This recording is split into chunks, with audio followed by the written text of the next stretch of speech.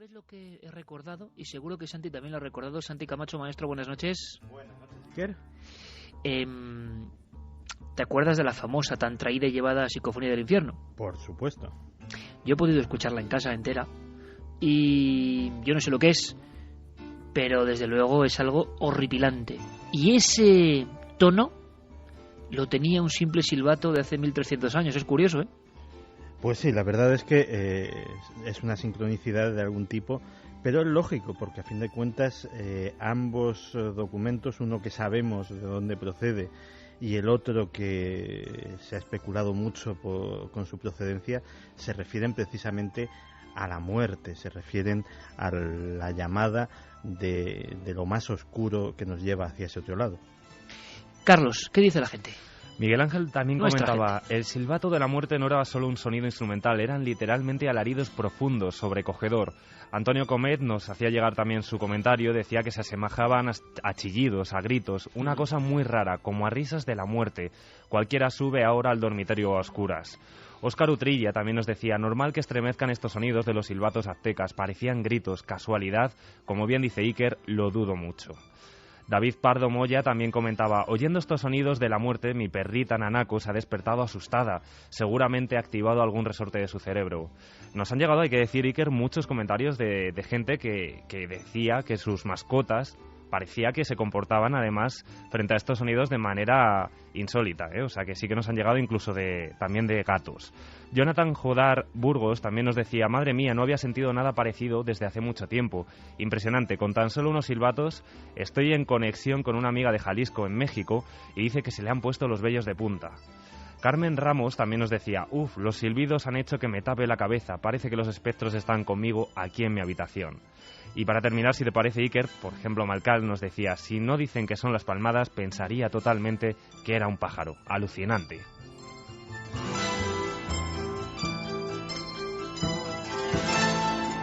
La música, los sonidos, siempre tan importantes. Por cierto, que habíamos lanzado una encuesta, ¿verdad, Carlos? Sí, vamos a recordar esa encuesta de ikerjimenez.com, el debate de la semana en Milenio 3. ¿Podemos conectar con otras realidades a través de la música? Los resultados están así. El sí tiene el 69,4% de los votos y el no el 30,6%. Hemos viajado por el mundo, hemos sentido algunos lugares de la forma más profunda que se pueden sentir. Y ahora marchemos hacia los ámbitos siempre umbríos, siempre tenebrosos de esa información que es la conspiración. La conspiración e incluso los fenómenos anómalos a veces parecen conjuntarse, también en curiosa armonía.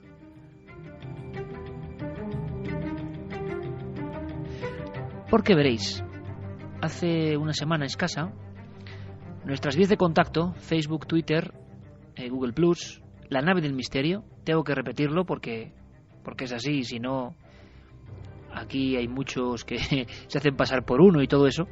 El único lugar donde tanto Carmen como yo estamos de manera oficial, de alguna forma, y lo lleva todo Guillermo León, es una ampliación de la propia web, de nuestra propia casa, es la nave del misterio, en Facebook, Twitter y Google+. No tenemos ninguna página personal. Bueno, pues esas páginas, donde son como tablones, ¿no?, donde se recogen vuestros datos, qué importantes son. Muchas veces cuando enviáis correos electrónicos, ¿cuántas veces surgen de ahí grandes casos? Lo tenemos que agradecer también. Y en este caso, como una reacción en cadena, pasa algo en el sur de España. Claro, es muy interesante el fenómeno, y es que personas que no están conectadas entre sí, en el mail, incluso en cierto momento sin ver las informaciones de unos y otros, vamos recibiendo y luego se va incrementando la cantidad de testimonios de algo que ha pasado cerca del litoral malagueño. Yo no sé si podríamos resumir o hacer la foto del fenómeno que tanto ha inquietado sobre todo a Guillermo León, Carlos, que ha estado trabajando, recopilando y que os ha pasado alguna información sobre la que luego os habéis lanzado. ¿Cómo podemos contarlo? ¿Qué ha pasado en Málaga? Pues vamos a introducir brevemente, como decías, esto ocurría en la madrugada del sábado al domingo de la semana pasada, del 7 al 8 de abril, en torno a las 5 o 6 de la mañana, como nos decían la mayor parte de los oyentes que nos escribían. Muchos de ellos estaban plácidamente dormidos, estaban acostados ya, era plena madrugada, como decíamos, y de repente un gran estruendo, como un zumbido, como una especie de extraño ruido, les despierta, les desvela. En otras ocasiones son sus propios familiares los que les sacan de la cama y bueno, empiezan a investigar a ver qué puede ser ese sonido. Muchos se quedan mirando desde sus terrazas al cielo y observan cómo dos aviones, en este caso tal y como lo describen, dos aviones hacen extraños círculos. Parecía que estaban como haciendo extrañas navegaciones sobre el cielo, como persiguiendo algo. Hablamos de dos poblaciones concretas, de San Pedro de Alcántara y en Estepona. También se habla incluso de un helicóptero que no llevaba ni siquiera iluminación.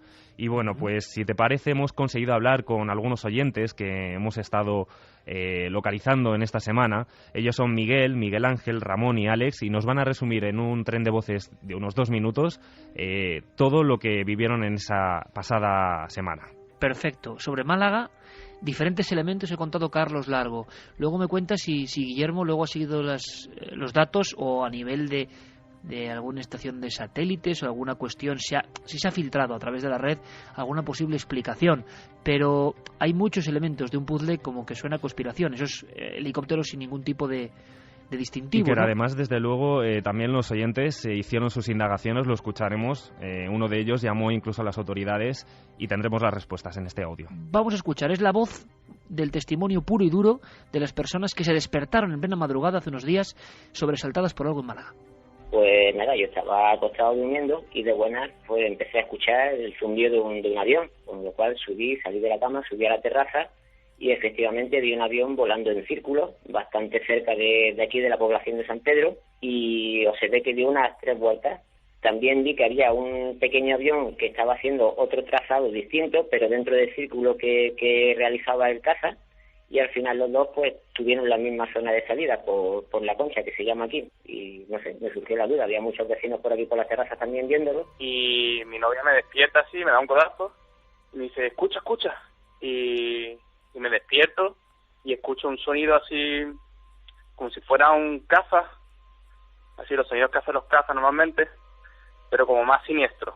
Y salimos al jardín y vemos como si fuera un avión con luces, tenía como 4 luces, iban parpadeando de forma aleatoria y haciendo un ruido como si fuera un caza, pero de repente subía mucho el volumen y de repente se apagaba por completo y se quedaba todo en silencio. Súper bajo y haciendo un ruido estruendoso. Lo puse en el Facebook y me di cuenta que todo el mundo lo había puesto también. Desde San Pedro a Estepona, amigos míos de San Pedro, gente de la organización entre Estepona y San Pedro, todo el mundo lo había escuchado. Yo me asomé a la terraza porque no salí esta noche, ya te digo, vi un helicóptero sin luces también, ya cerca de las 6:45. Lo escuché, me asomé y lo vi. Lo vi pasando por encima justo de mi terraza. Y bueno, ya te puedo decir 1000 cosas, porque ya después, imagínate, todo el pueblo ya se hizo eco de eso, ya prensa de aquí de la zona, todo el mundo ha hablado de lo mismo. Hoy, por ejemplo, en Estepona nunca vio fragata en la playa y hoy había una fragata del ejército en la playa, que es rarísimo. La policía de Estepona decía que había recibido llamadas de muchos habitantes y que no sabían dar respuesta a nada, que no sabían lo que era. La policía de Marbella, que también hubo ruidos en San Pedro de Alcántara, dice que eran prácticas totalmente rutinarias, pero vamos, a mí no me parece muy rutinario un vuelo bajo a las 5 de la mañana. Y la base militar de Málaga simplemente dice, no sabemos nada, y colgaron.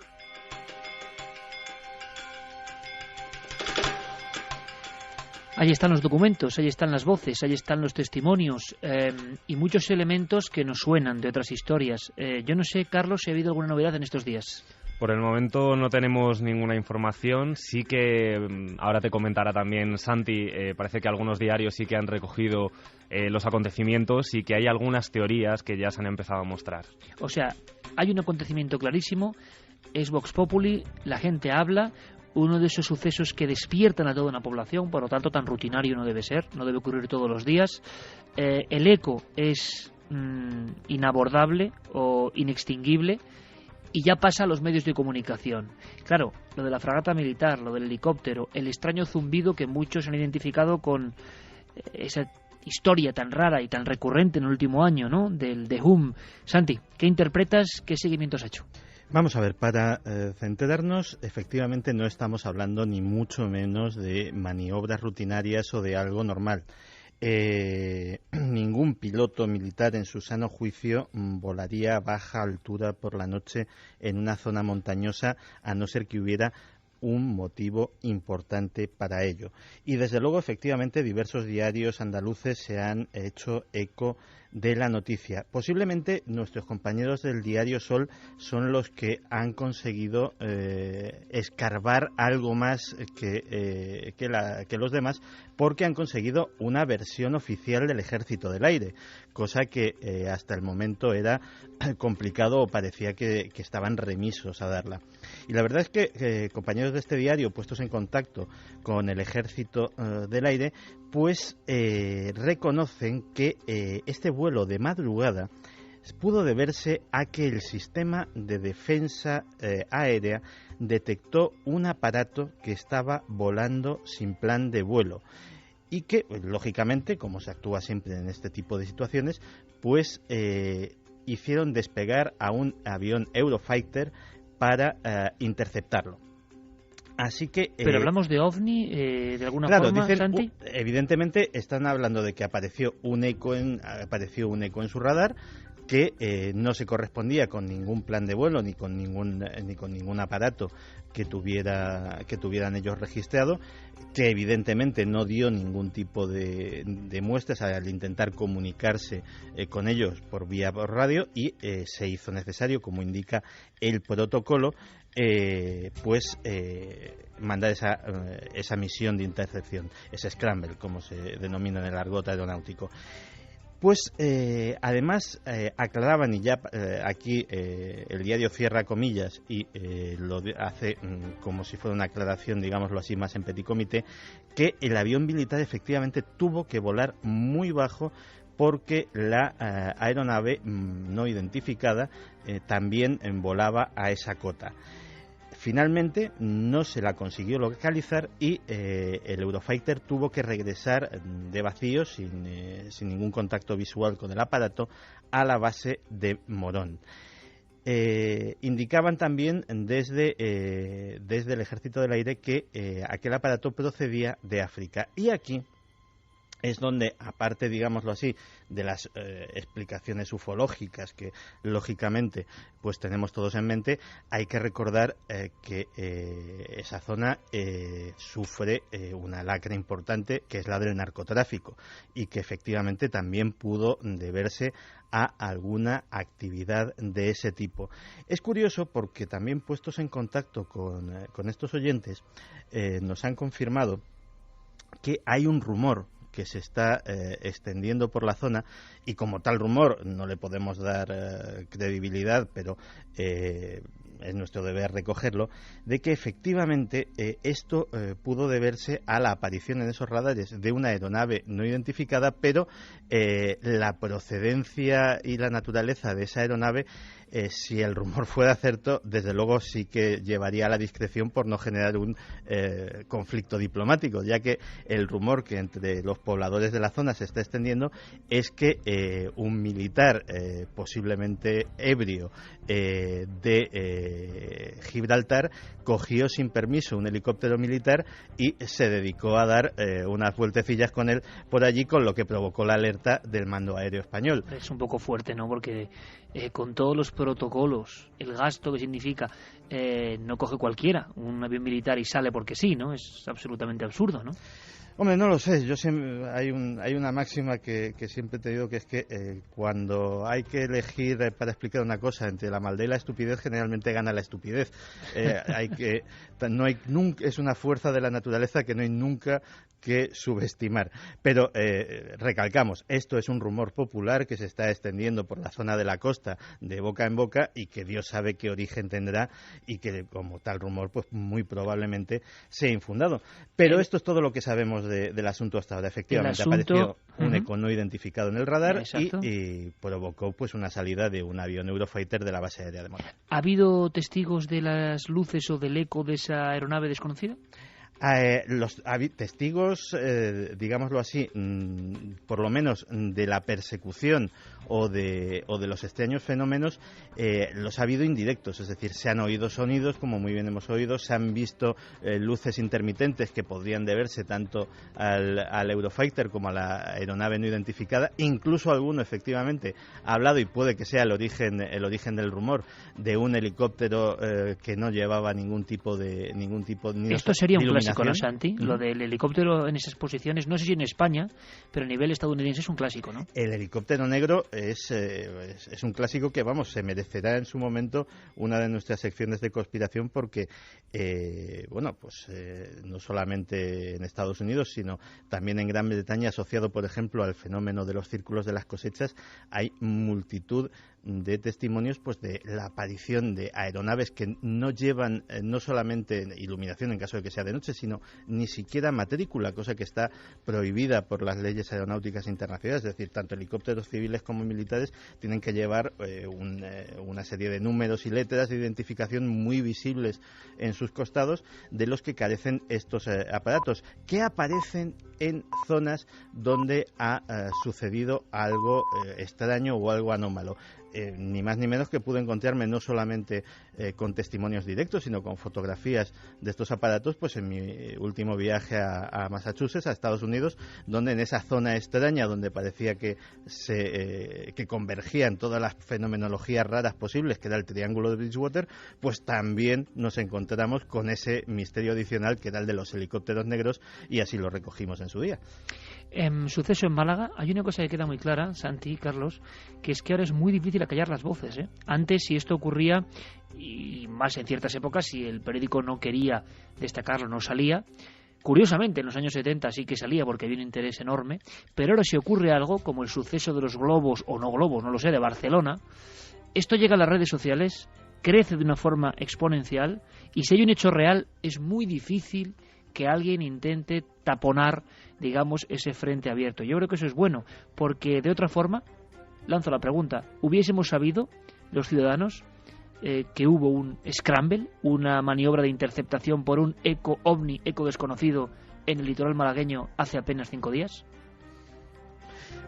La verdad, Iker, es que, de hecho, todos los testigos que hemos estado entrevistando nos daban la misma versión del asunto, que era: yo me desperté de madrugada o volvía de salir por la noche, pero automáticamente cuando detecté ese sonido extraño o ese juego de luces en el cielo o lo que fuera, me fui a las redes sociales, a Twitter, a Facebook, y me di cuenta de que no era el único, y entonces dije, claro, algo raro está pasando. Pero eso es una acción que antes era imposible, Santi. Efectivamente, es una... Antes los testigos, si ocurre esa noche, a los 2 días lo veían en el periódico y se había acabado el eco, digámoslo así.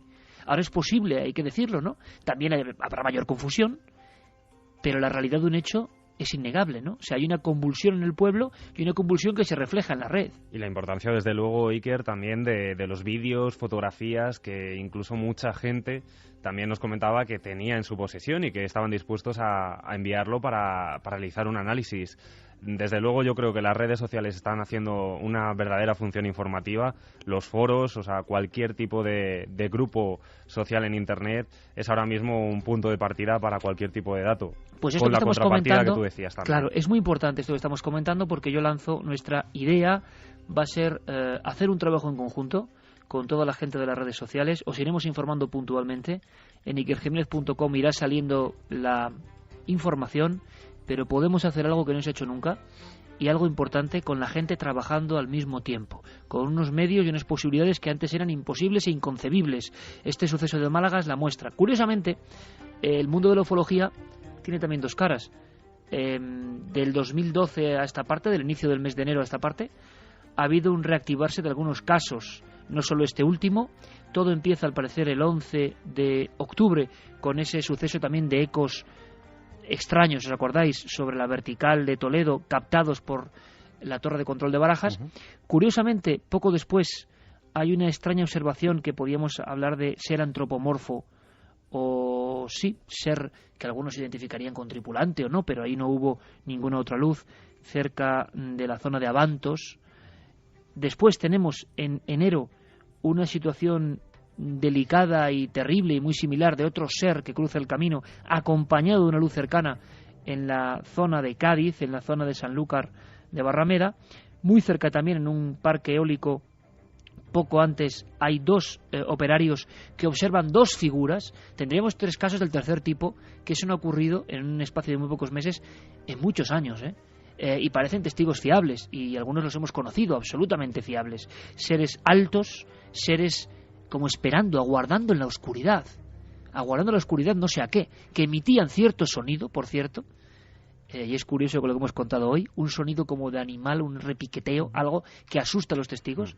Y luego, curiosamente, hay que decirlo, esta misma semana nos enterábamos, precisamente gracias a Javier Sierra, de la desaparición ni más ni menos que del colectivo Cuadernos de Ufología, Fundación Anomalía, que son una parte importante de la ufología española, que ha ido tendiendo al escepticismo y con la sensación de que no hay más que investigar y que los ovnis no tienen sentido. Eso es para un programa, eso es para una reflexión brutal que haremos. Claro, no tiene sentido si con la ciencia pretendemos atrapar este fenómeno. Este fenómeno, es mi opinión humilde, de simple observador, tiene muy poco que ver con la ciencia y mucho que ver con lo trascendente, con lo misterioso, con lo intangible, con lo que hemos sentido hoy, por ejemplo. Solo con la ciencia me parece a mí que no llegas más que al hastío, porque este fenómeno no se deja atrapar. Y quienes hayan pretendido atrapar el fenómeno, incluso algunos dignamente y con ilusión, para meterlo en un catálogo y llevarlo casi a un laboratorio, se encuentran con que después de 20 y 30 años de investigación no ha tenido sentido su búsqueda. Sin embargo, para los investigadores que siguen indagando, que encuentran testimonios, que se dan cuenta de que los fenómenos extraños existen, la pasión crece. Qué contraste, ¿verdad? Y otros abandonan porque después de mucho trabajo, y algún trabajo loable, se dan cuenta de que, claro, cada vez más escepticismo y cada vez más ansia de pruebas tangibles, y estas no existen. En fin, el tema OVNI va a volver a relucir, estoy seguro, y estaremos muy atentos. Vamos a hacer una cosa, este fenómeno ha surgido en la red, hemos sabido gracias a vosotros, a las redes sociales, que algo pasaba en Málaga. Por favor, si hay cualquier información en tiempo real desde la zona de Málaga, informadnos. Y poco a poco iremos dando nosotros, al mismo tiempo, en contraprestación, nuestra información. Queremos hacer una noche muy especial de trabajo en conjunto. Y hay una fecha en el horizonte. Todavía no se puede confirmar 100%, pero estamos aclarando conceptos. Queremos que sea el 9 de junio. Vamos a ver si lo logramos entre todos. Necesitamos vuestra ayuda. En ikerjimenez.com pronto toda la información. Y ahora, ¿qué ha pasado en la red en estos 7 días? Lo trae Diego Marañón. Y después algo estremecedor, como suele ser habitual, absolutamente real, oficialmente imposible, que trae Santiago Camacho. Ahora, como siempre, Diego Marañón, Milenio Red. Milenio Red. Toda la información digital del mundo del misterio. La Universidad Hebrea de Jerusalén ha hecho públicos en Internet los archivos completos del científico Albert Einstein, que incluyen no solo 14 cuadernos con sus investigaciones, sino además una explicación escrita a mano de su teoría de la relatividad y su correspondencia personal. Unas 7.000 páginas con documentos personales y obras científicas del genio que ya pueden consultarse en el sitio alberteinstein.info. Siempre pensaba en imágenes, visualizaba las cosas. Cuando su padre le regaló una brújula, él se sentaba noche tras noche a observar la aguja apuntando al norte. Decía que le daba escalofríos. Se trata de una iniciativa en la que participan la editorial de la Universidad de Princeton, que publica en papel los trabajos del investigador, y el Einstein Papers Project del Instituto Tecnológico de California, que los edita. El presidente del centro ha indicado que el objetivo de esta iniciativa es acercar el conocimiento a todo el mundo.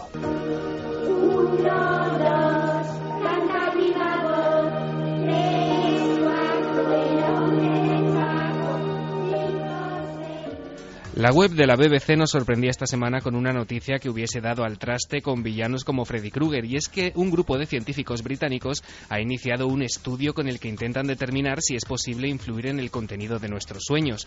Para ello, los investigadores han diseñado una nueva aplicación para iPhone que emite sonidos como el del canto de los pájaros en un bosque o el de las olas rompiendo en la playa, para intentar que los participantes en la investigación tengan sueños relacionados con esos lugares. La nueva aplicación, llamada Dream On, fue presentada esta semana en el Festival Internacional de Ciencia de Edimburgo, en Escocia. El dispositivo vigila el movimiento de los usuarios mientras duermen y entra en funcionamiento cuando detecta que la persona ha empezado a soñar. En 1612, el Papa Pablo V fundó el Archivo Secreto Vaticano, que actualmente posee una soberbia documentación histórica única a nivel mundial. Al celebrarse este año el 4º centenario de su fundación, se ha organizado la exposición Lux in Arcana, que estará abierta hasta el 9 de septiembre en los Museos Capitolinos de Roma. Sin lugar a dudas, se trata de un evento cultural sin precedentes que nadie debería perderse si tiene ocasión, y en cuya web podemos encontrar abundante material para ir abriendo boca. 85 kilómetros de galerías custodian siglos de reconocimiento, conversiones, intrigas, traiciones y persecución. La muestra, una mínima parte de lo conservado, es apabullante. Cónclaves, herejías, acuerdos de pontífices con emperadores, cruzadas, excomuniones, cartas cifradas, decenas de códices, pergaminos antiguos y manuscritos que se exponen por primera vez a la vista del gran público. El 21 de diciembre de 2012 llegará el fin del mundo, o al menos eso es lo que algunos afirman que profetizaron los mayas. Muchos han teorizado con que la Tierra quedará asolada por el paso de devastadores tsunamis o terremotos de gran magnitud. Otros tantos creen en la existencia de señales apocalípticas que vienen ocurriendo desde hace meses. Nuestro compañero Javier Pérez Campos acaba de publicar 2012 Los enigmas del apocalipsis maya, un trabajo fruto de largas horas de búsqueda tanto en hemerotecas como a campo abierto. Una investigación a fondo sobre un aparente final que está por llegar y también sobre otros que después de ser profetizados jamás tuvieron lugar. Además, Javi ha creado un blog que recopilará las últimas noticias del fin del mundo relacionadas con misterios y curiosidades en torno a la fatídica fecha. Milenio Red vuelve en 7 días con más enlaces interesantes. Mientras tanto, y gracias como siempre a Guillermo León, podéis seguir la pista de estas 4 historias desde ikerjiménez.com, porque ya sabéis que el misterio continúa en la red.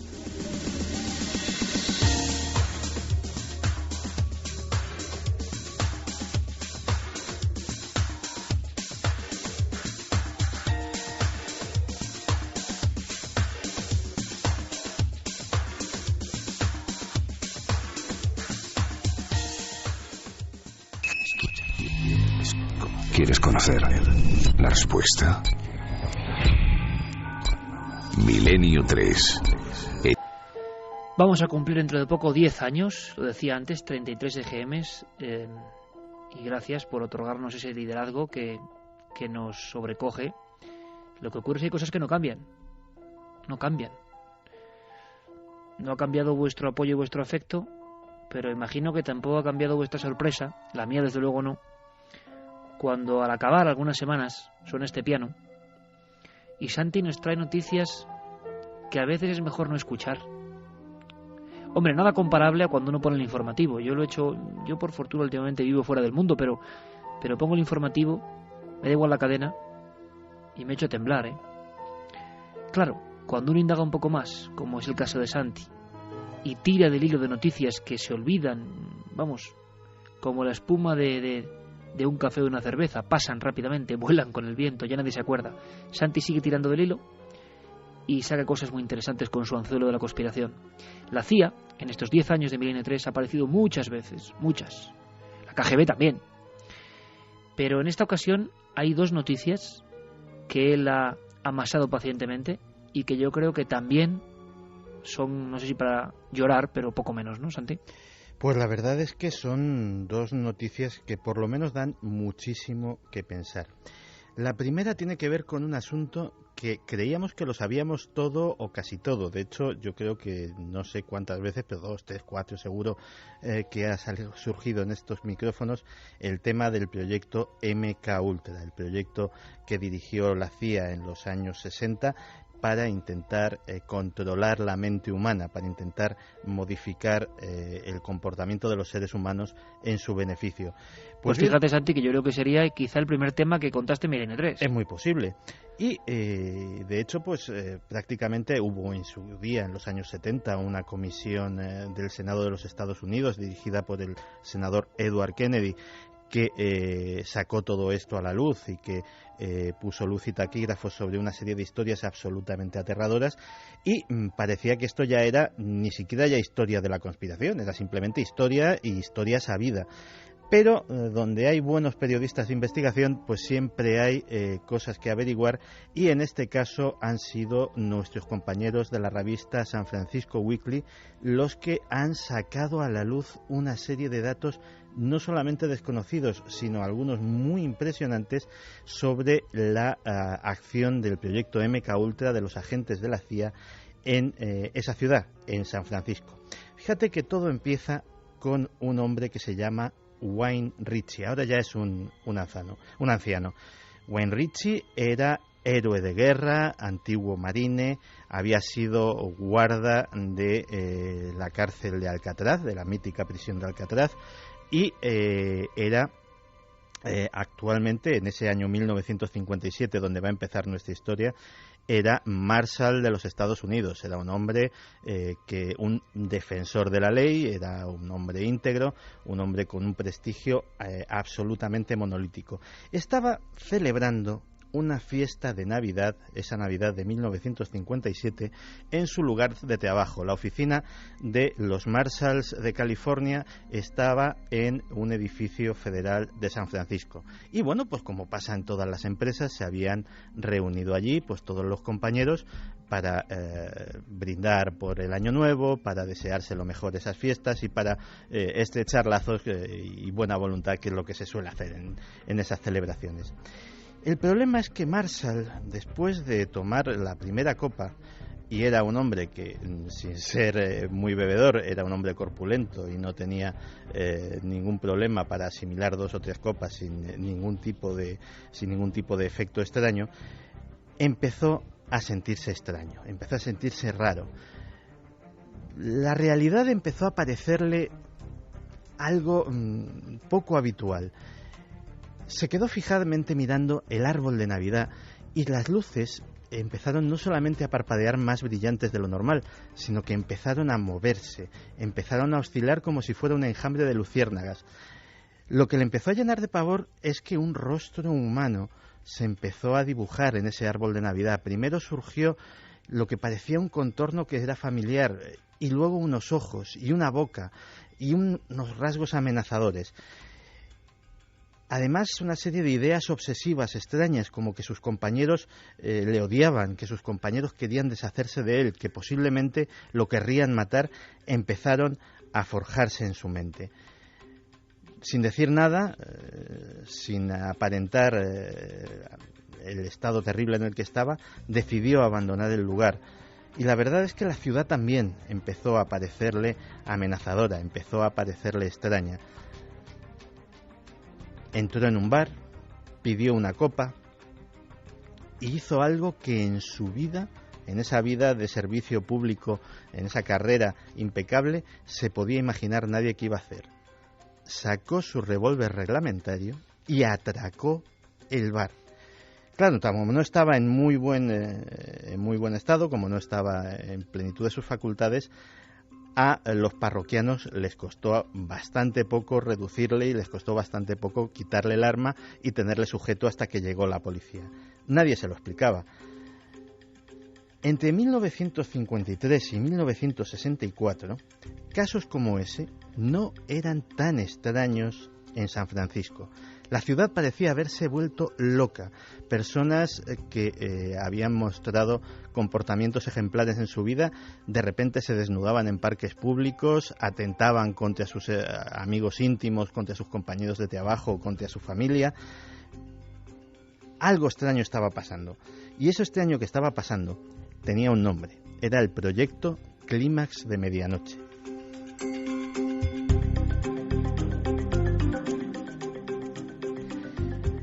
La CIA había arrendado 3 casas en diferentes puntos de la ciudad desde donde celebraba extraños experimentos. La principal de ellas era el 225 de Chestnut Telegraph Hill, donde había lo que ellos llamaban la Acid House, la casa del ácido. Era una casa de citas. Habían alquilado esa casa, la habían reformado y en los dormitorios habían colocado espejos de doble cara, espejos que eran espejos por un lado y podían vigilar en el otro, y contratando y entrenando a diversas prostitutas de la ciudad. Estas en los bares de alrededor enganchaban a hombres, los llevaban allí y los drogaban, donde para después la CIA pudiera filmar las extrañas orgías, los terribles comportamientos aberrantes y las cosas que sucedían con esas personas. Pero si fuera solo eso, la cosa sería grave. Pero es que, aparte de ciudadanos que eran engañados o seducidos, mejor dicho, para conducirlos a este lugar, prácticamente los agentes de la CIA estaban drogando a casi todo aquel que tenía la mala fortuna de cruzarse en su camino. Un ejemplo, por ejemplo, fue el caso de Ruth Kelly, una conocida a nivel local cantante en un club de San Francisco que se llamaba La Oveja Negra, el de Black Sheep, y que antes de subir al escenario, pues también una alma caritativa de estas cogió uno de sus cuentagotas con extrañas sustancias, lo deslizó en su vaso de agua y la cantante, cuando salió al escenario, empezó a experimentar un viaje hacia otra dimensión absolutamente demencial, y en mitad de la canción comenzó a prorrumpir en atroces alaridos y a arrancarse el vestido a jirones. La llevaron al hospital y prácticamente in extremis los salvaron de una muerte casi cierta, porque su temperatura corporal había subido más allá de lo asumible por cualquier cuerpo humano. Pues bien, la operación Midnight Climax de medianoche tuvo además un paralelo en la ciudad de Nueva York. Se calcula que fueron miles los afectados en ambas ciudades. Y todo esto lo han averiguado nuestros compañeros de la revista del San Francisco Weekly, gracias no solamente a los testimonios de estos testigos, o de estas víctimas, mejor dicho, supervivientes, sino a que él, que dirigía aquella operación, un agente llamado George Hill, cuando falleció, su esposa legó todos sus documentos a una biblioteca pública sin mirarlos. Claro, en la biblioteca sí los miraron y se encontraron con muchísima de esta información.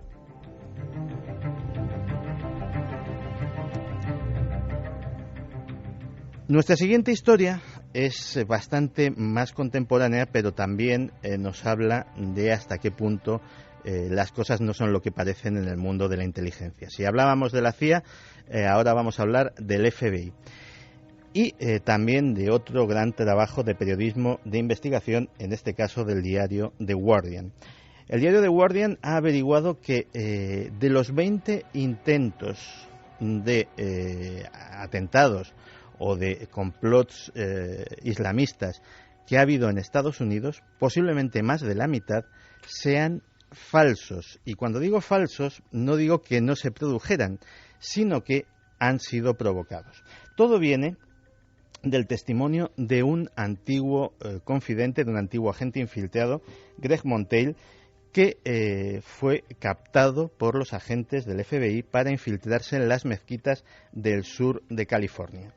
Greg se convirtió en una identidad que se llamaba Farouk Aziz, y su proceso de transformación era el de un hombre americano que se acerca a la mezquita, que empieza a interesarse por el Islam, que se convierte, que poco a poco va adquiriendo pues una estética de túnica, barba, pañuelo al cuello, etcétera, etcétera, y va radicalizando su postura. Lo que nadie sabía es que Farouk Aziz llevaba una grabadora siempre con él por indicación. ¿Y cuál era la misión de Farouk?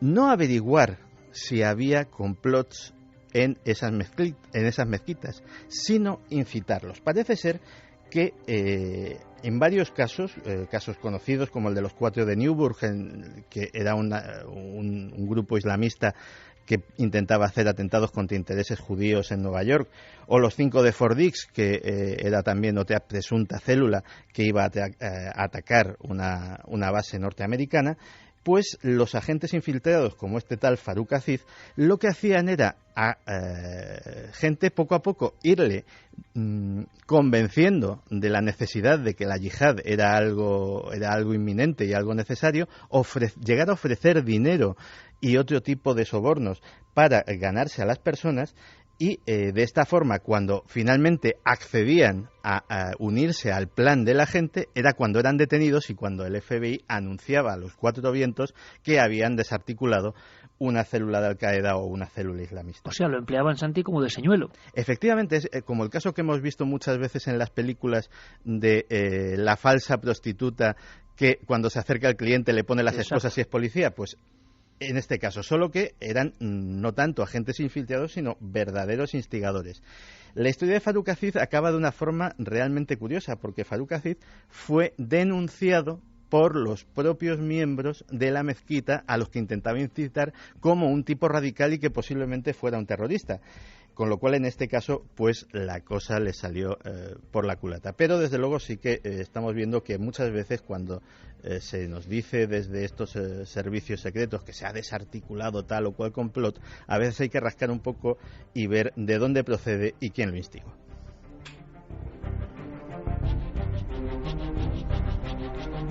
CIA y FBI. Siglas que son ya clásicas en el mundo de la conspiración, en el mundo de las operaciones secretas, en el mundo de esas cosas que nos enteramos de ellas después de 50 años, 30 años, 40 años. Yo siempre que escucho a Santi me pregunto lo mismo. ¿Y cuándo nos enteraremos de lo que está pasando realmente ahora, en este instante? Informaciones siempre preocupantes, informaciones que en el fondo nos explican a las claras lo que son los poderes, lo malévolo en ocasiones de los poderes sin control. Sea cual sea su color, procedencia, ideología, me da exactamente igual. Los poderes por encima del individuo. Eso sí que a veces es para temblar a todos los niveles. Vamos a marcharnos, Noel. Rompemos con otra sintonía, enlazamos con recta final del programa de esta semana tan intensa para todo este equipo. Y lo que hacemos es, por supuesto, escuchar vuestros mensajes. Porque los mensajes, las reflexiones, las opiniones, las sensaciones nunca faltan. Y en este caso, en esta noche en concreto, nosotros pedíamos casi como un experimento común eso, sensaciones a flor de piel. Si habían sentido realmente en el pecho, corazón y huesos, como decía Tito La Rosa, el músico peruano, en esa pequeña cripta del Lanzón de 5 metros que mira fijamente, si ellos habían sentido algo parecido, bueno, malo. Hay sonidos que han eclipsado a otros, evidentemente, sonidos que se han convertido en protagonistas de la noche, porque ya sabemos que nos llama la atención todo aquello que sea macabro y extraño, y en eso los silbatos de la muerte, pues claro, número uno. Pero seguro que hay muchas reflexiones, Carlos. Desde luego que sí, que además lo han dejado demostrado también nuestros oyentes en los resultados de la encuesta que poníamos en ikerjimenez.com. Podemos conectar con otras realidades a través de la música. Resultados finales, el sí se ha llevado el 69,4% y el no el 30,6%. Y hablabas de esas sensaciones de los oyentes. Por ejemplo, Isabel Nueva nos decía: los silbatos me han dejado inmóvil, quieta, parada. Solo puedo escuchar y la segunda vez igual. ¡Qué miedo! Hay una cosa muy curiosa, Carlos. Por lo que parece, muchos animales, muchos perros, muchos gatos, mascotas, nos han escrito, amigos, porque han tenido una reacción curiosa al escuchar ese sonido. Sí, tanto gatos como perros, parecía que estaban atentos con las orejas, que muchos de los oyentes nos decían, dice, tienen las orejas totalmente puntiagudas, o animales que estaban totalmente dormidos y de repente se han despertado en mitad de la noche. O sea, con el castañeteo ese, ¿no? Sí, se han generado sensaciones, yo creo que muy intensas. Por ejemplo, mira, Alberto Cuesta nos decía, ahora recordando la lectura del libro de arquitectura de Vitruvio, me acuerdo de que hablaba de la acústica en los anfiteatros romanos, mediante la colocación de unos vasos de metal en lugares estudiados para aumentar el sonido. Increíble el conocimiento de los antepasados. Pero hay una cosa muy sencilla. Yo creo que estamos hablando de culturas lejanas, no todo el mundo puede ir a la Gran Pirámide, no todo el mundo puede pasearse por Chavín de Huántar, ¿no? Pero sí todo el mundo puede acudir a construcciones. Primero, hay megalitos en nuestro país, el dolmen y las construcciones de la Menga. Tenemos cuevas rupestres maravillosas en nuestro país, de libre acceso, que se puede, con una entrada y un control, seguramente no tengan ningún problema en que alguien grabe o escuche música ahí dentro, o suene una flauta dentro, o una lanzadera, o cualquier cosa. Lanzadera me refiero a esos objetos prehistóricos o copias, como collares, que a veces se utilizaban a modo de onda para generar sonidos. Es decir, o escuchar en silos canto gregoriano directamente. Es decir, en nuestro país tenemos muchos sitios donde experimentar, y eso, por favor, que no quede en saco roto. Podéis mandar vuestras grabaciones. ¿Por qué? Porque todo suena exótico y lejano, pero hay sitios en nuestra piel de toro que merecen la pena. Desde luego que sí, Iker. Y quería despedir el programa, Iker, si me permites, dando la bienvenida a una nueva milenaria. Acaba de nacer Violeta, nos escribía su madre y nos decía que ante todo darnos la enhorabuena no solo por el programa de hoy, sino por el de todos los sábados. Nos haría muchísima ilusión a mi marido Miguel y a mí que le dierais la bienvenida a este mundo a nuestra hija Violeta, nacida este pasado lunes en Algeciras, Cádiz. Ella desde mi vientre ha sido seguidora vuestra y esta madrugada es esencial, pues es la primera en la que nuestra pilota de las estrellas nos acompaña. Bueno, pues Violeta se llama, ¿no? Violeta es su nombre. Violeta Algeciras, bendición milenaria para Violeta, claro que sí. Si ha estado en la tripa, en el útero de mami escuchando Milenio 3, bueno, yo creo que eso es bueno, ¿no? Habrá músicas muy bonitas que le han llegado muy, muy al fondo y en los programas más de miedo estoy seguro que han apartado los auriculares, ¿no? Pues para ese misterio que es la vida, para ese misterio enorme, que lo disfrutéis con toda la intensidad, que aprendáis mucho de todo lo que hace esa pequeña piloto de lo cósmico y las estrellas, y que sea una aventura maravillosa, que así será. Nuestra bendición para toda esa gente, para todos los niños y además, ¿por qué no?, para todos esos niños que también están en hospitales, pasándolo muy mal. Milenio 3 se acuerda de ellos. Milenio 3 les manda lo mejor, les manda toda la energía cósmica del universo. Un caso en Curitiba, Brasil, un investigador policial y una niña.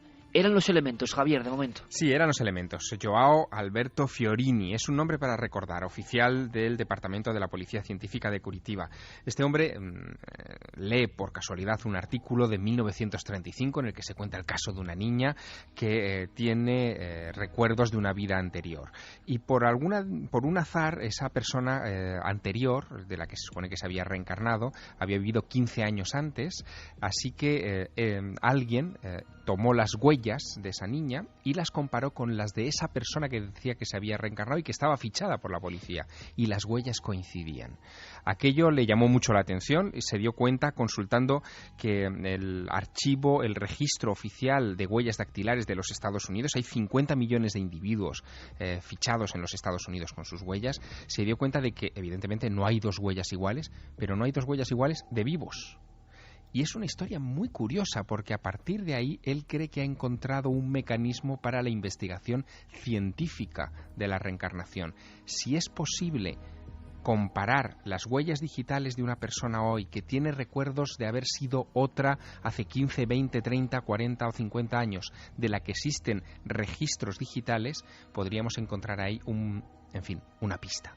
Y esto, desde luego, es digno de subrayar. Javier, compañero, el hombre, el periodista, al estilo antiguo, que ha seguido esta historia paso a paso, que tiene elementos maravillosos. Yo quiero agradecer de nuevo a ese alcalde, a Valentín Jiménez, cómo lo ha contado. Era la voz del pueblo, la voz oficial del pueblo, que sea lo que sea este caso, se quedó desde luego asombrado y causó una conmoción. Y Javier ha seguido las pistas de esa conmoción, ha hecho dos cosas: hablar con toda esta gente que ha quedado muy tocada en el buen sentido, y no nos extraña porque lo han vivido en primera persona, estas coincidencias las han vivido, han estado ahí viviéndolas, y esto es muy importante y diferenciador, sino que luego ha dado con esta mujer. Y yo no sé, primero, ella luego se sometió, creo, Javi, a regresiones, lo comentaba en uno de los cortes. Yo no sé si las regresiones hipnóticas bajo vigilancia clínica o no le han dado más datos. Y como colofón, ¿qué has sentido tú al hablar con esta mujer? ¿Había sido algo importante para su vida? ¿Lo seguía teniendo ahí? ¿No tenía dudas? ¿Estaba ya en otras historias? ¿Era un buen recuerdo para ella todo esto? ¿Supo algo más? Pues era un recuerdo absolutamente grato tanto para ella como para la gente del pueblo de Autol. Eso es algo en lo que coincidían todos y desde luego ante un caso así lo primero que hay que hacer es dudar, como es lógico, e intentar poner todas las cartas sobre la mesa y que cada uno elija la que más le conviene. Y eso es lo bueno que tiene el misterio, ¿no? Que derriba todos tus esquemas y de alguna forma pues te hace un poco más humilde, ¿no? Y es lo que le ha ocurrido a la mayoría de los habitantes de este pueblo de Autol. Sus esquemas han bailado bastante desde esta visita, y si algo tenían en común todas las personas que habían mantenido contacto con esta mujer es la sensación que les había transmitido, una sensación de paz, de serenidad, de ser una persona como muy especial, como una forma de, digamos, de una cercanía como muy entrañable, ¿no? Eso es algo que años después, casi 10 años después de aquella experiencia, todos seguían recordando, y eso es precisamente a mí también lo que me ha llamado la atención, porque hemos mantenido una entrevista, una charla agradable de más de media hora, y esa ha sido la sensación que a mí me ha transmitido también, de una serenidad, de una paz, de una tranquilidad que casi poca gente es capaz de transmitirte, y mucho menos por teléfono y en un idioma que no es el tuyo. Por tanto, algo especial tiene esta mujer, eso es indudable, y bueno, ella por su parte me comentaba que ha intentado seguir su investigación, que sigue buscando las raíces de este apellido, Beamonte, hasta ahora sin ningún éxito. Ella prosigue su búsqueda y me comentaba que sus amigos, sus familiares, todas las personas al principio no creían y eran muy escépticos y muy críticos con todo lo que ella contaba, y sin embargo, cuando vieron en la televisión danesa, porque finalmente este reportaje que se grabó fue emitido en la televisión danesa, cuando vieron ese reportaje, también sus esquemas cambiaron por completo. Esto es importante. 10 años después, 10 años cumple Milenio 3, prácticamente 10 años después, una extraña visita a un pequeño pueblo de La Rioja. Y la vida de los habitantes que tuvieron contacto con esta visitante ya nunca volverán a ser lo mismo. Quizá el fondo del misterio es eso, cosas que nos cambian la vida, cosas que al final no es tan importante el diseccionarlas, ponerlas bajo el microscopio y saber qué porcentaje de elemento A o B tienen, sino que cambian de raíz nuestro espíritu, nuestra vida, que nos hacen ver las cosas de forma diferente a partir de ese encuentro con lo más hondo del misterio. Y hay dos formas de aproximarse también a todo esto, claro, con esa visión o con la otra. Me gustaría mucho escuchar qué opina nuestra audiencia. Ahora damos todos los datos, que hay mucha información que dar, mucha información para nuestros corresponsales en todo el mundo de la Alerta OVNI 2012, pero ¿qué se opina, Carlos? ¿Qué se cuece en torno al asunto de este caso y de la reencarnación como telón de fondo? Pues vamos a recordar esas vías de contacto, milenio3 con número @cadenaser.com, y nuestras redes sociales también, Facebook, Twitter, Google Plus y por supuesto la página web cadenaser.com y las frases de los oyentes. Por ejemplo, Goyo nos escribía y nos decía: buenas noches, soy de Tudela, Navarra, muy cerca de Autol y Alfaro, y aquí sí existe el apellido Beamonte. Yo conozco a varios Beamonte. ¿Emigrarían hacia aquí María y su familia? Inmaculada también nos comentaba: sí creo en la reencarnación, ya que somos energía y ya sabéis que la energía ni se crea ni se destruye, solo se transforma. Gema, Dama Jedi, nos decía: yo creo que cuando mueres te dan a elegir o quedarte o volver a nacer de nuevo. Antonio Zamora de Burgos: realmente apasionante el tema de hoy. Personalmente, desde que leí Muchas vidas, muchos maestros de Brian Weiss, mi visión de la vida cambió por completo. Habría que experimentar más con la regresión. Begoña García nos mandaba también un mensaje y nos comentaba: yo no creo en la reencarnación propiamente dicha, pero sí creo en otro tipo de vida como más espiritual u otra dimensión. Pienso que después de pasar por esta fase no se vuelve de ninguna manera. También nos escribía, por ejemplo, Jorge Vilches Cañizares, que nos decía: se supone que con la muerte conseguimos llegar a una vida superior a esta. Si eso es así, ¿qué sentido tendría la reencarnación? ¿Y la encuesta, Carlos? La encuesta ahora mismo en ikerjiménez.com, el debate de la semana en Milenio 3, ¿creéis en la reencarnación? Los resultados están así: un 60,7% opina que sí existe la reencarnación, y el 39,3% que no. Sorprendente. Ahora toma aire, compañero, porque hay que contar muchas. Efectivamente, amigo Javier, no lo teníamos. Ahora cualquier persona puede ser la NASA comparada con nosotros. ¿Qué podemos decir nosotros, ya viejos carrozas en esto del misterio, a los jóvenes? Podemos decirles que, teniendo todo lo que hay, no se olviden nunca del corazón, del entusiasmo, de querer comerse la oscuridad de la noche, de querer otear todo el espacio que tengan delante de sus ojos, de hacer amistades, ¿por qué no?, de generar lazos que luego duran años o toda la vida, porque une eso de estar en una situación poco convencional, que aprendan de toda la experiencia. Yo sé de muchos niños que no olvidarán jamás esta experiencia, que combinen todo eso que ofrece la tecnología y que tengan ese alma importantísima para esta Alerta 2012. Todo el mundo se está reorganizando, y que esta red de los primeros 15 primeros amigos que están ya con sus reales colocados en un lugar que eligen por algo, y que esa noche o a lo largo de estas semanas os irán contando por qué de ese lugar, y la posibilidad, por supuesto, de hacer vosotros lo que queráis. Así que ahora mismo sé que Guillermo León, que será otro personaje fundamental a partir de esta semana, que tenéis que seguir en todas las vías de contacto, ya en Twitter ha colocado una serie de reclamos de cada corresponsal para que cualquier amigo incluso pueda conectar o seguir sus informaciones. Y hay un montón de modificaciones a nivel de las redes, esto se me escapa casi, compañero Carlos, que están activas y que hay que comentar en este mismo instante.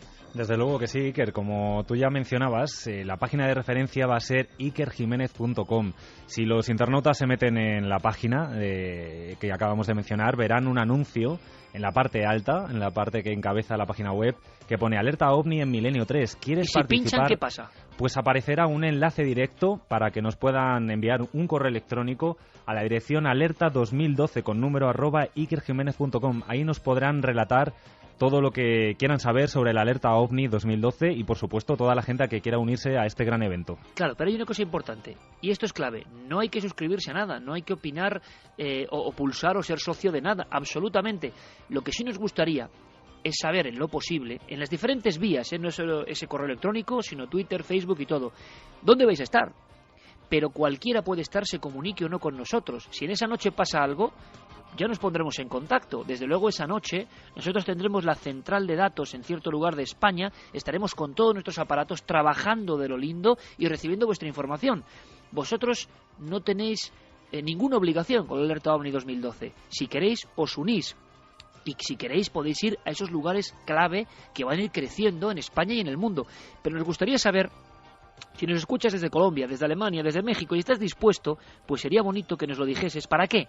Para poder tener un contacto contigo y que, si es posible, si ocurre algo, entres como informador de alguna forma privilegiado porque estás en conexión directa. Es decir, hay muchas formas de participar en Alerta OVNI. No tenéis que dar ninguna explicación, ningunos datos, nada. Simplemente, si queréis y lo deseáis, dónde vais a estar. Y el aluvión que está llegando ya nos deja asombrados, Carlos. Desde luego que sí, porque además aquí se destaca sobre todo lo que tú mencionabas, la importancia de las redes sociales también, este nuevo elemento que tenemos para la Alerta 2012 y que ha hecho que esta noche, como ya anunciabas hace un ratito, el hashtag, que bueno, es el tema de debate que vamos a utilizar nosotros, por ejemplo, en Twitter, #AO de Alerta OVNI 2012 con número, siga siendo trending topic en España a esta hora.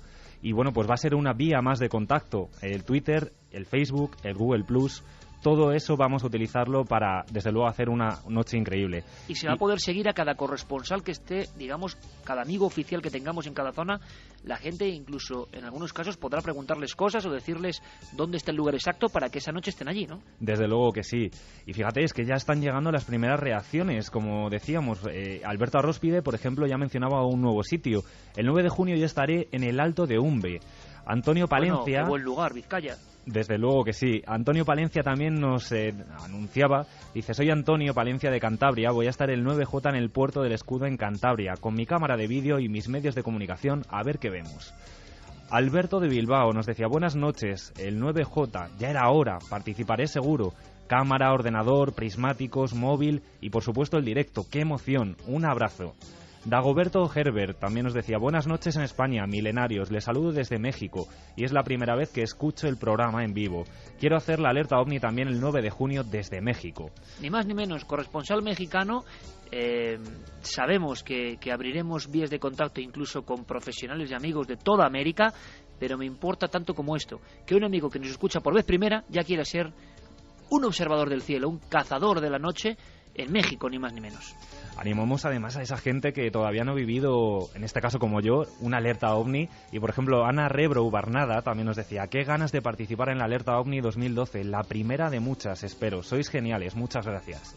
Tidus, mi hermano, unos amigos y yo estamos pensando vivir la Alerta OVNI 2012 en Belchite. Sería una noche inolvidable del misterio. Pues otro buen sitio, Belchite, corazón de Aragón. Y eso sí, en los lugares donde haya ruina, por favor, mucho cuidado. Nosotros no podemos responsabilizarnos de lo que haga la gente. Confiamos en el sentido milenario, ¿no? Que es todos los sitios, como ocurrió en el 2004, vaya demostración. Ni un problema, ni una basura, ni una rotura, porque somos de esta forma, ¿no? Eso está clarísimo y hace muchos años. Por favor, si vais a lugares donde haya ruinas, sean peligrosos, tened mucho cuidado. Hacerlo siempre en esplanadas, en lugares diáfanos. Hay que observar el cielo. No se trata de meterse en lugares tenebrosos, ni mucho menos. Y tened cuidado, porque las conglomeraciones y en lugares un poco escabrosos a nivel de orografía, pues puede haber problemas. Todos nuestros corresponsales están eligiendo sitios de buena visibilidad y, digámoslo así, pues sencillos y sin peligro, porque esa, Javier, sería otra clave, ¿no? Hay que elegir un buen sitio, ya no los que han elegido están eligiendo nuestros corresponsales, sino las personas que quieran reunirse y que por redes sociales vayan quedando entre ellas en sus quedadas personales. Por favor, que no elijan lugares muy complicados, ¿no? Porque eso de noche, ya no por los ovnis, sino porque puede ser los nervios, la emoción, lo que sea, puede ser un contratiempo al final. Bueno, hay varias claves. Una, que elijan también lugares con poca contaminación lumínica. Exacto. Ese es un punto importante, es decir, que de repente un lugar... Yo estoy pensando en Belchite, que nos lo estaban diciendo, está quizá muy cerca también del pueblo nuevo de Belchite, y quizá ahí la contaminación lumínica, en fin, puede ser un factor, ¿no?, en contra. Hay que tener en cuenta esas cosas. Un lugar de acceso fácil, que permita también la retirada después fácil, y desde luego hay que ir provisto, si vamos a este tipo de lugares, de linterna, importante. Hay que tener luz cerca. Más cosas, Carlos. Yo creo que, fíjate, Autol también va a ser un punto de encuentro y de vista, de mirada hacia Autol, el cielo. el lugar donde hemos hablado de este caso. Sí, porque, mira, David y Esme nos decían, desde Autol, desde el Monte Yerga, os estamos escuchando un sábado más, como desde hace 7 años. Es increíble la historia de Yetetov, la ermita de la Virgen de Nieva, a la que hemos acudido cientos de veces, la panadería Cuevas, o cómo en Autol se conoce... Sea, estar en un monte y estamos hablando de su pueblo. Justamente, estaban en ese monte, en el Monte Yerga. Y dice, oír a Iker y a Javi hablar de nuestro pueblo es algo muy especial para nosotros. Nos acompañáis cada sábado en pleno monte mirando al cielo. ¿Os acordáis de las sincronicidades junguianas, no? Esta es mayúscula, Javier. Desde luego, desde luego. Más cosas, Carlos. Juan de Málaga nos decía, hola Iker, saludos desde Málaga. El Torcal es un lugar mágico y donde se observan muy bien las estrellas y dicen que se ven ovnis. Según he oído muchas veces. Un saludo. Y estamos recibiendo muchos mensajes de personas de otros países, de otros lugares, y todo el mundo puede participar. Santi, ¿alguna investigación? Vamos a ver si descubrimos algo, vamos a ver si conseguimos apuntarnos un tanto, pero también vamos a conocer, no solamente a través de las redes sociales, que ya tenemos contacto con la gente que tiene nuestros mismos intereses o nuestras mismas inquietudes. Es un día perfecto para conocerlos cara a cara, para pasar un buen rato, para hermanarnos, para juntarnos, para conversar de lo divino y lo humano, para charlar y matar el rato con buenas conversaciones sobre misterios o sobre lo que sea, mientras se miran los cielos esperando que suceda algo.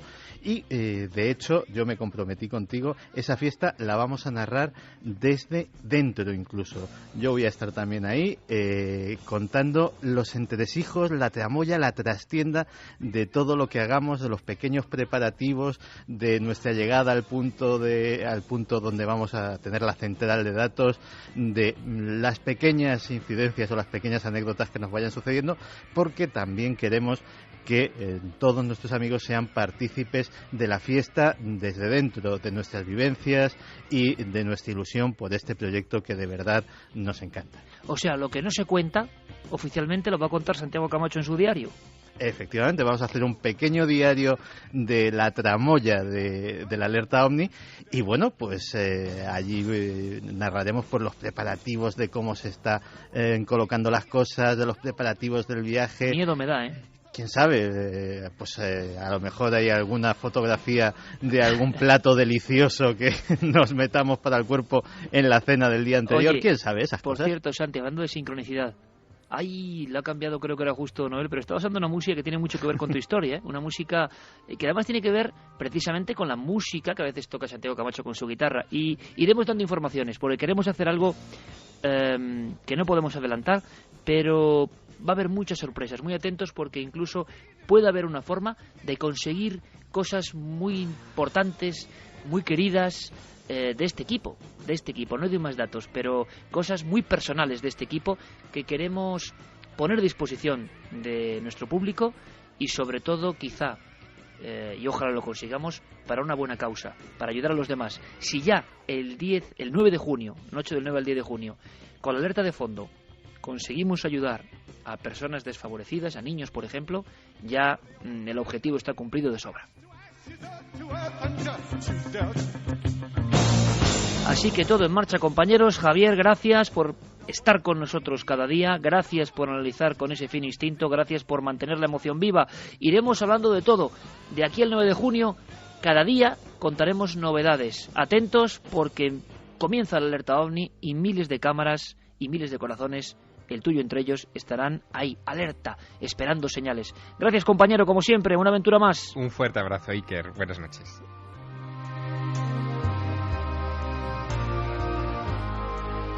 Javier Pérez Campos, primer alerta OVNI, ¿qué vives, no? Así con intensidad. ¿O ya viviste la del 2004 con intensidad?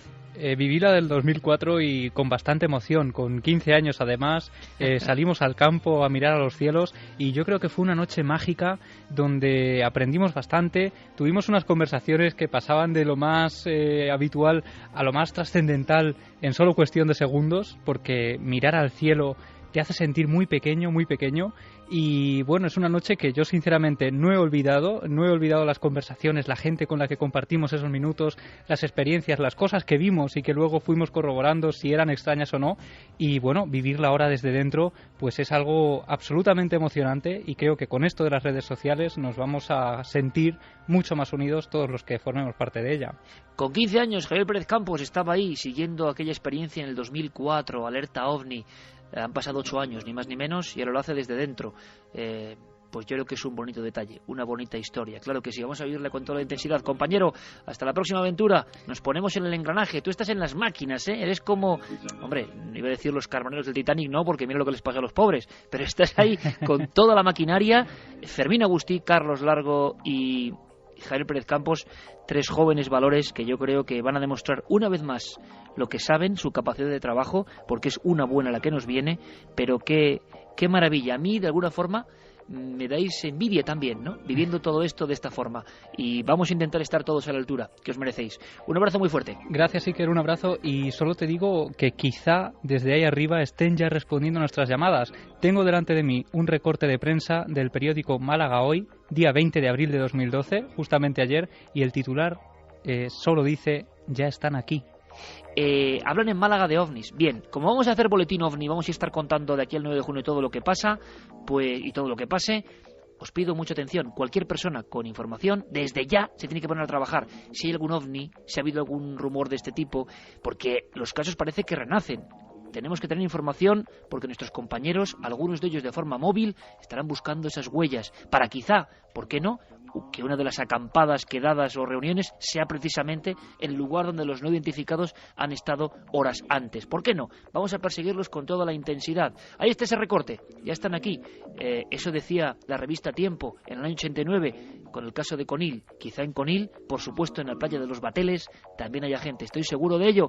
Javier, un abrazo, compañero. Un abrazo.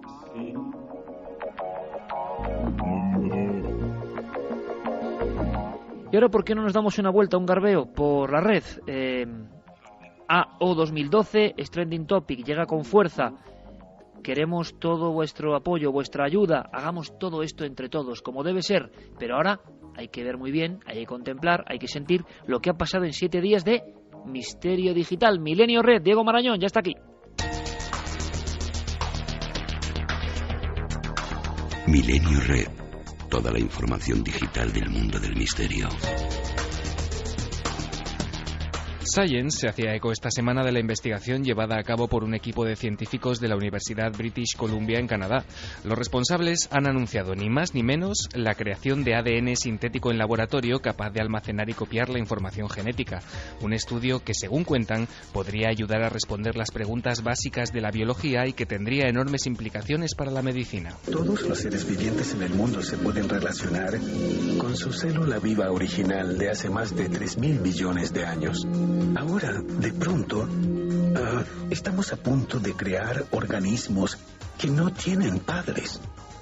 Los resultados implican que puede haber otras maneras de almacenar la información genética distintas a las que conocemos tanto en nuestro planeta como en el universo. Esto abre las puertas a la era de la genética sintética y tiene implicaciones para la exobiología, la biotecnología y la comprensión de nosotros mismos. Todos conocemos ese cierto cosquilleo que se siente ante el miedo, pero existe una variante de la que somos rendidos admiradores en este programa y a la que hemos dedicado muchos momentos en Milenio 3. Hablamos del radioteatro, un maravilloso género artesanal y prácticamente en peligro de extinción que gracias a las nuevas tecnologías ha sabido encontrar también su hueco en la red. Este relato figuraba en un raro volumen encuadernado en una extraña piel. Vamos a recordar esta noche cómo era ese relato. Por eso, ya que no pueden quemarlo por no tenerlo, lo mejor será que lo olviden después de verlo. La página web Miedoteca nació hace una década como la primera página dedicada íntegramente al desaparecido y recordado programa Historias. Con la cancelación de las dramatizaciones de Juan José Plans, lo que surgió de aquellas cenizas fue el estupendo portal que existe hoy y que se centra en el mundo del radioteatro en general, incluyendo proyectos propios que pretenden mantener vivo el legado del programa original. Un gran número de novelas y películas han contado historias sobre invasiones zombies. En la mayoría de estas historias, los protagonistas se encuentran ante una situación crítica en la que deben hacer acopio de todo tipo de víveres. Para evitar situaciones de pánico, un proyecto llamado Map of the Dead, el mapa de los muertos, ha utilizado la tecnología de Google Maps para generar un mapa en el que aparecen puntos de ayuda en caso de invasión zombie. Los usuarios pueden encontrar puntos para repostar gasolina, para conseguir comida o armas en caso de que una amenaza zombie se desarrolle en su ciudad. Se trata de un mapa mundial en el que se puede introducir el nombre de una ciudad para ver sus posibilidades directamente. En caso de apocalipsis zombie, toda esta información puede ser de vital importancia para los usuarios y, mientras tanto, es un ejemplo de las posibilidades que ofrece Google Maps. José Luis Cardero, buen amigo de este programa, tiene desde hace tiempo su rincón particular en la red. Lo que nosotros llevamos dentro de nuestra cabeza es la frontera de la última máscara. Es decir, una vez que todas nuestras convenciones y todos nuestros artilugios culturales quedan anulados por la muerte, aparece nuestro auténtico rostro. Además de doctor en Ciencias Políticas y Sociología por la Universidad Complutense de Madrid, este apasionado de la historia es especialista en antropología social y cultural. Sus principales campos de investigación, como ya sabréis los más fieles, comprenden la mitología y las investigaciones en torno a la simbología. En joseluiscardero.com encontraremos una amplia muestra de sus artículos, teorías y trabajos literarios, un auténtico caudal de información tan sorprendente como interesante que hará las delicias de todos aquellos interesados en los aspectos más tenebrosos del ser humano. Es todo por esta semana. Como siempre, los enlaces para profundizar en todos estos temas estarán disponibles gracias a Guillermo León en el cuartel general de esta sección. Ya sabéis, ikerjiménez.com, porque como siempre, el misterio continúa en la red.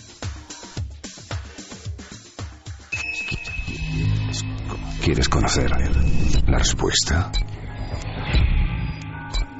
Milenio 3 en la SER.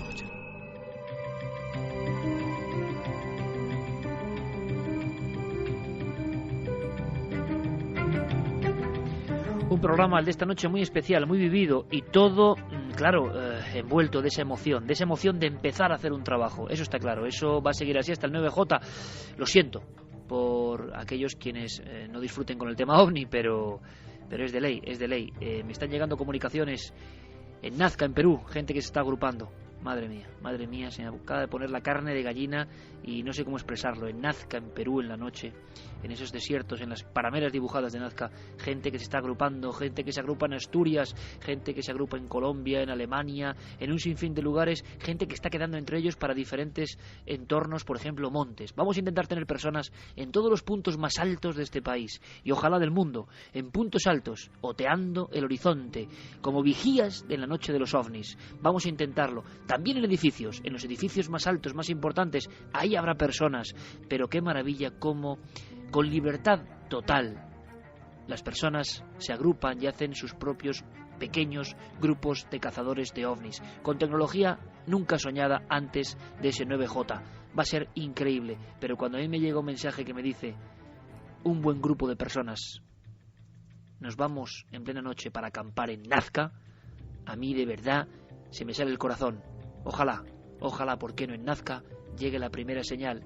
Y más aún cuando os digo que nos llega otra información desde Lorca, Murcia, esta misma noche. 2 puntos extraños cruzando la noche. Lo contará luego Carlos Largo. Lorca, esta misma noche. Todo se va moviendo poco a poco de cara al 9J. Pero antes de eso, aunque sea en una forma de conspiración flash, Santi, quiero que me cuentes algo que tiene que ver con Argentina. Semana muy movida, semana de muchísima tensión, que os voy a decir yo que no sepáis ya, entre España y Argentina. Y también, claro, en todo esto hay conspiración. Pues sí, vamos a aprovechar que las relaciones bilaterales entre nuestro país y la República Argentina están de máxima actualidad para recordar un incidente que ocurrió en 1982 y que no ha sido reconocido hasta 2003. Durante todos esos años estuvo completamente secreto, completamente desconocido, salvo para los pocos que participaron en él. Estábamos en plena guerra de las Malvinas y al alto mando de la Marina argentina se le ocurrió una idea absolutamente revolucionaria. La operación bélica de la Guerra de las Malvinas estaba siendo muy desigual. Evidentemente el poderío naval y el poderío militar del Reino Unido pues no tenía rival, y al almirante Jorge Anaya se le ocurre la Operación Algeciras. ¿En qué consistía la Operación Algeciras? ¿Y si un buque de la Marina Real Británica era hundido no en el escenario bélico de las Malvinas, sino en el pleno corazón de Europa, en un lugar donde se sintieran seguros? El golpe propagandístico sería tremendo, incluso a la moral de las tropas. En ningún sitio se sentirían completamente a salvo. Y ese lugar designado fue precisamente España, fue la base naval de Gibraltar.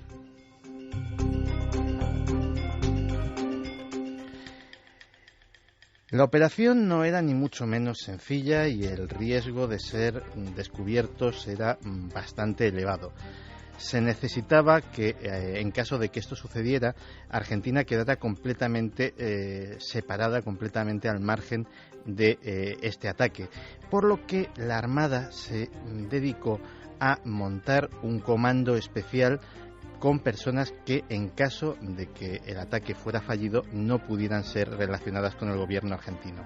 El almirante Anaya confió la planificación del operativo a el contraalmirante Girling, que designó a su vez al capitán de corbeta Héctor Rosales, que era pues experto en guerra submarina. Pues bien, él consiguió juntar a 3 antiguos guerrilleros montoneros, Máximo Nicoletti, Antonio Nelson Latorre y a alguien desconocido a quien solo conocemos por su apodo, el Pelado Diego, que eran expertos en buceo. Su plan era el siguiente: llegar a España, infiltrarse como turistas en la zona de Algeciras, vigilar de cerca los barcos que entraban y salían de la base de Gibraltar, y cuando encontrasen un buen objetivo, ponerse sus trajes de buceo, entrar en la base por debajo del agua y adherir unas minas submarinas en el barco elegido y luego hacerlas detonar a distancia. Parece ser que Máximo Nicoletti ya lo había hecho. El 1 de noviembre de 1974, durante la presidencia de María Estela Martínez de Perón, en las proximidades de San Fernando, en el río Luján, colocó de esta forma una carga de explosivos en una embarcación deportiva propiedad del jefe de la Policía Federal Argentina, el comisario Alberto Villar. La explosión mató a Villar y a su esposa, con lo cual quedó demostrado que la operación podía hacerse.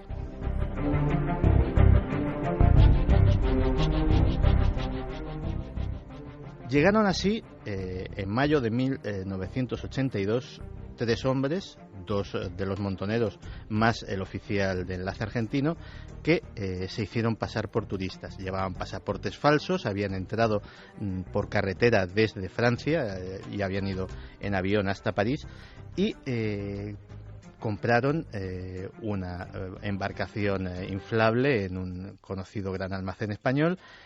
Compraron también en tiendas de la zona los equipos de buceo, y quedaba el detalle de los explosivos. 3 minas submarinas de fabricación italiana con 25 kilos de explosivo cada una. Esas minas entraron a través de Madrid y a través de la Embajada Argentina por medio de valija diplomática.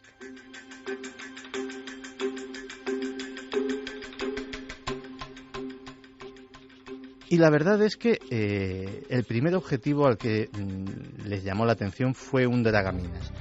El oficial argentino les dijo a los guerrilleros que no, que mejor esperarían un barco de mayor entidad. Pasaron los días y aquellos hombres que estaban constantemente en la playa al lado de su Zodiac esperando que llegase el barco, vieron pasar otro objetivo tentador. Era un buque cisterna.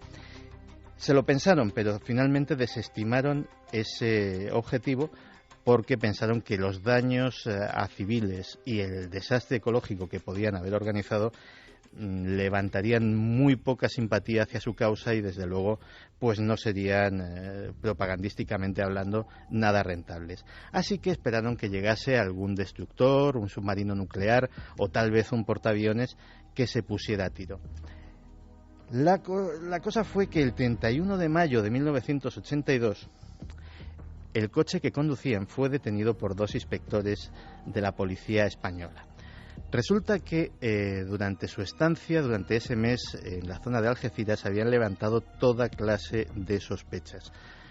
Pagaban siempre en metálico, su actitud no se correspondía exactamente con la de turistas y los confidentes que tenían en la zona les habían llamado a la policía algecireña la atención sobre estos personajes. Creían que se trataba de personas vinculadas al narcotráfico, con lo cual decidieron en un momento dado y tras un breve periodo de seguirles, pues detenerles. Se vieron atrapados de esta manera y en la comisaría de Algeciras ocurrió una escena bastante curiosa, porque el comisario, interrogando a estas personas, se encaró con ellos y finalmente pues el oficial que estaba al mando confesó y dijo: soy oficial de la Marina Argentina, a partir de este momento me considero prisionero de guerra y no pienso decir una palabra más. El problema es que el comisario se le quedó mirando y le dijo: ya, si tú eres oficial de la Marina Argentina, yo soy sobrino del Papa. Pero se hicieron las comprobaciones pertinentes y resultó que efectivamente la historia era verdad. Era algo tan grande, tan enorme, que fue informado directamente el presidente Calvo Sotelo, que varió su agenda para, en aquel momento se encontraba en plena campaña electoral, acercarse a la zona para hacerse cargo de la situación. Se dictaminó que el comando argentino sería sacado de la zona en el propio avión del presidente, trasladado a Madrid y de allí deportados hacia su país de origen. También se dictaminó que nunca se hablaría de este incidente, porque lógicamente serviría para minar las relaciones diplomáticas no solamente con Argentina, sino con el propio Reino Unido, y además también serviría para retrasar nuestra entrada en la OTAN, que en aquel momento era lo que se estaba decidiendo y una de las materias más importantes en política internacional en España. Así que así nació un secreto y un incidente que tardó muchísimos años, hasta hace muy poquito, en hacerse público. Secreto, Santi, que viene a colación perfecta en esta semana precisamente. Ya se está hablando de muchas conspiraciones, muchas cosas que pasan por detrás de lo que se está contando, pero si te parece eso, lo podríamos contar después de analizar todo lo que ocurra en estos días, que seguro van a ser calientes a nivel de información general y de esa relación entre ambos países. Pero estaremos muy atentos, como si fuera una alerta, pero alerta conspiración, ¿te parece? Me parece perfecto y efectivamente estaremos al tanto de todas las noticias que surjan. Datos, así a vuela pluma, que están llegando, que emocionan por su singularidad, y volvemos a dar todas las vías de contacto. Todas las personas tienen toda la información. La web de la cadena SER, eikerjimenez.com, transmitirán esa noche todo el evento desde nuestra central de datos y en conexión con todos vosotros, los que queráis, los que tengáis información, los que descubráis algo. La investigación y la información va a primar por encima de cualquier otra circunstancia. Lo que nos interesa es saber si hay ovnis esa noche en algún rincón de España, sobre todo, pero también de todo el mundo. Y estamos viendo sitios, lugares, enclaves. Y hoy es poner el primer ladrillo, que no es fácil. Las primeras informaciones. Ahora depende de vosotros, amigos, amigas de Milenio 3. Depende de vosotros, de vuestra capacidad de asociación, de vuestra solidaridad. Porque solo hay una misión: otear los cielos, estar muy atentos con las cámaras y que ante cualquier señal, cualquier anomalía, podamos compartir la información. Hoy, en 2012, es posible. Podemos compartirla y compaginarla con el seguimiento de satélites, que puede tener acceso a él, por ejemplo, Guillermo León, desde una central fundamental en Sevilla. Podemos compararla con rutas de aviones que ahora se tienen. Es que todo esto era como un sueño. Es decir, la alerta OVNI con más medios de la historia. Pero los medios que ponéis también vosotros como entidades informativas. Y yo creo que eso va a dar un resultado maravilloso. Pase lo que pase, ahí estará la SER, como siempre. Carlos, compañero. Iker, vamos compañero. a dar muy rápido los ganadores Es verdad, del libro de nuestro compañero Javier Pérez Campos, 2012, Los enigmas del apocalipsis maya. Vamos a decir los nombres y que se pongan en contacto con nosotros. Miguel Ángel, que nos escribía al Twitter diciendo que el recuerdo del detalle de las gárgolas del tejado es impresionante. Maite Tejedera, también, que nos decía, por supuesto que creo en la reencarnación, es más, necesito creer. Y Vicente Quevedo de Valladolid, que nos preguntaba, ¿podremos migrar como alma de un sitio a otro como castigo o realización? Mira, esta música está muy bien. Precisamente vuelve esta música en este día. Santi, Fermín, Noel, Carlos, Javi, todo el equipo. Javier, gracias por todo. Empezamos esta nueva aventura casi como colofón a 10 años. Puede ser una fecha simbólica, una fecha mucho más importante de lo que creemos. 2012, 9 de junio, alerta OVNI en Milenio 3. Alerta 2012 ya es una realidad y la vais a construir, sobre todo vosotros. Es una página en blanco para hacer. Gracias, feliz semana, ser muy felices.